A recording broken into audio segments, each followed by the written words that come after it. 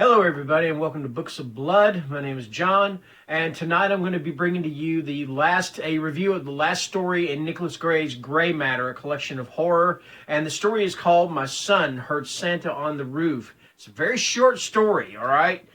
Basically what it's about is a father hears something downstairs, comes down there, and his son is standing in front of the chimney, kind of beside the Christmas tree. The Christmas presents are there.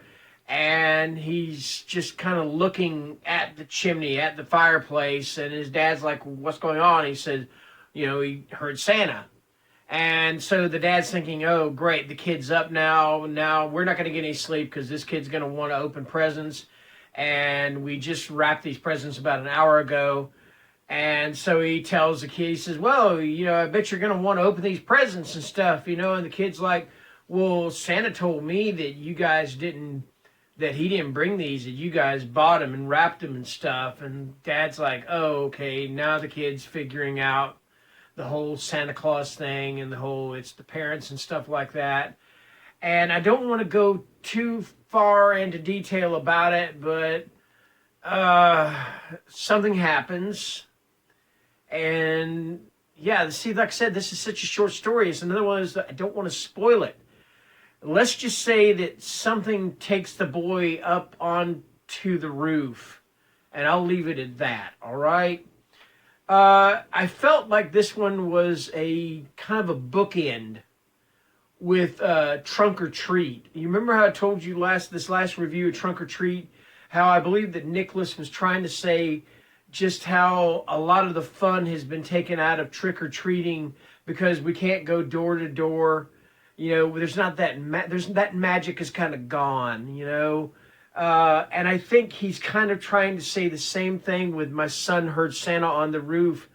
Because nowadays, man, because kids are so smart, they got their cell phones, they got their tablets, they got their computers, and everything else.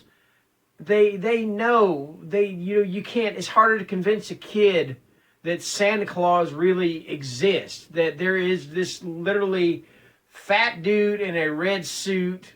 Sorry if I'm being politically incorrect. I do not mean to refer to, when I say fat, I'm not trying not to be offensive.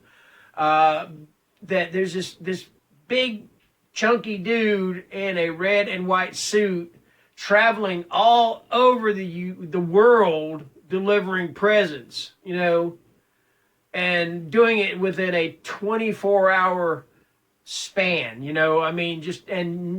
every kid gets something that he wants or whatever. Kids know better than that nowadays. They're like, no, Mom and Dad bought that. That's not from Santa Claus. Mom and Dad bought that. Even if you put on it, it's from Santa, the kids pretty well know it's not from Santa, all right? Sorry to bust any bubbles out there, but I'm just thinking kids are just too smart nowadays for this, and it's sad. When I was a kid, I wanted to believe in Santa Claus, and I actually enjoyed whenever I get a present, and one would say from Mom, from Dad, from my sister, from my brother, and then there'd be about 5 or 6 of them from Santa. That's awesome, and it would always be something that I really, really wanted, like a bike or a football, and if you hear a meowing sound, it's my kitten, and I've got him here to play, and he's meowing to be let out, so I'll let him out in a minute. But yeah, that's to me is what I believe Nicholas was trying to say with this story. My son heard Santa on the roof. So that being said, let's wrap it up, all right? So there are 8 stories in this collection. 4 of them, including this one, are solid 5-star stories. 3 of them are 4.5-star stories, and 1 of them is a 4-star story. So I added all those numbers up, divided them by 8, and this book is a 4.7 out of 5 stars. So, okay, that's my rating. 4.7 out of 5 stars for Nicholas Gray's Graymatter, a collection of horror. My kitten is not going to shut up, so I'm going to have to go and tend to him. He wants out. He wants to play. So that being said, stay safe, stay healthy, stay home. Have a great week, and see you later. Bye.